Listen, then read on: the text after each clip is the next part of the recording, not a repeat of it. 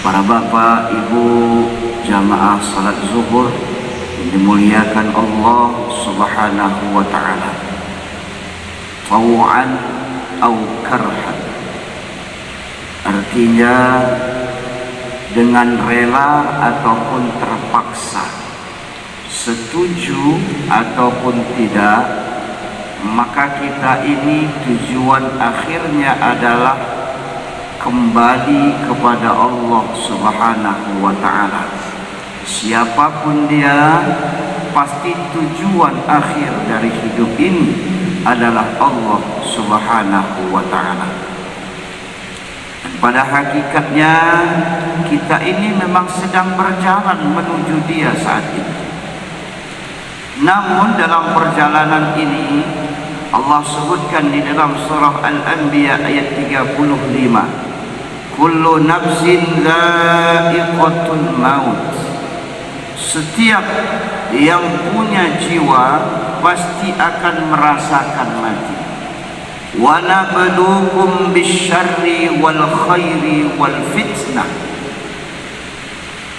Kemudian Allah bilang kami pasti menguji kamu.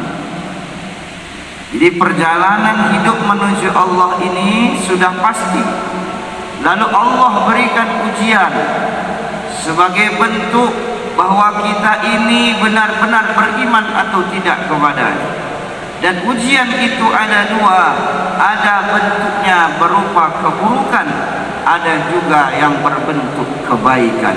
Baik buruk itu hakikatnya adalah ujian daripada Allah Subhanahu wa ta'ala. Ketika dalam perjalanan menuju Allah datang ujian berbentuk hal yang buruk, hal yang tidak menyenangkan, berupa musibah, maka hal yang merupakan buruk tadi itulah kendaraan kita untuk meraih ridho Allah Subhanahu wa ta'ala.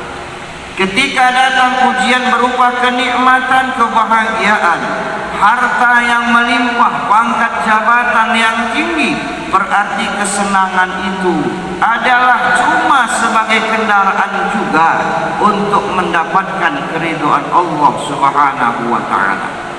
Maka agar kita selamat, hadirin yang dimuliakan Allah, ketika ujian berbentuk musibah datang, kesulitan datang, maka itulah kendaraan kita untuk dapat ridho Allah.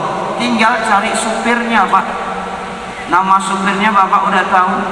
Nama supirnya sabar, Pak. Ketika kita diberikan kesenangan oleh Allah, berarti kendaraan kita dapat ridho Allah itu adalah kesenangan tadi kendaraannya. Maka tinggal cari supirnya, Pak. Nama supirnya adalah syukur namanya. Oleh sebab itu, agar Bapak Ibu bisa duduk di kendaraan mana saja. Datang kesulitan, kita bisa duduk di kendaraan yang sulit. Datang kesenangan, kita bisa duduk di kendaraan kesenangan itu.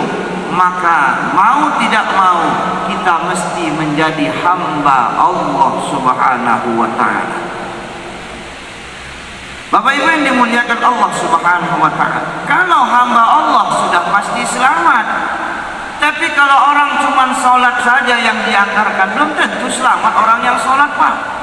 Ayatnya jelas, orang sholat masih diancam masuk neraka kok. Disebutkan dalam Al-Quran begitu, fawailul lil musallin alladzina hum an salatihim sahun. Maka celakalah orang yang sholat, masih terancam kena neraka wil, kalau dia sholat itu dalam kondisi lalai daripada mengingat Allah Subhanahu wa ta'ala. Tapi kalau hamba Allah pasti masuk surga. Ayatnya begitu, ya ayatuhan nafsul mutmainnah irji'i ila rabbiki radiyatan mardiyah fadkhuli fi ibadi wadkhuli jannati. Maka masuklah ke dalam golongan hambaku. Allah sudah masuk ke dalam golongan hamba Allah, wadkhuli jannati, tempatnya adalah surga Allah Subhanahu wa ta'ala. Yang namanya orang sholat belum tentu hamba Allah, tapi seorang hamba Allah sudah pasti sholat. Apa pakaiannya? Ini yang penting, Pak. Kalau mau diakui kehambaan kita, pakai pakaian hamba itu. Ada 4 pakaian hamba. 1, hamba pakaiannya adalah hina, dia tak pernah merasa mulia. Ada kita yang mulia ini? Ada kira-kira Pak? Bapak diciptakan dari setetes air yang hina. Kita ini keluar dari tempat yang hina pula. Dan saat ini kita sedang membawa najis, kita bawa kotoran ini kemana-mana. Mana ada kita mulia? Kita ini hina. Dan sholat ini adalah bentuk penghinaan kepada Allah Subhanahu wa ta'ala. Makanya memaknai ayat fimahum fi wujuhihim min atharis sujud. Orang yang sholat itu kata Allah ada bekas sujud pada wajahnya. Wajah yang mana? Apa makna wajah? 1, surah Al-Maidah ayat yang ke-6. Ya ayyuhalladzina amanu idza qumtum ila sholati faghsilu wujuhakum. Wahai orang-orang beriman, apabila kamu hendak salat, maka basuh wajahmu. Maka ayat ini makna wajah adalah muka.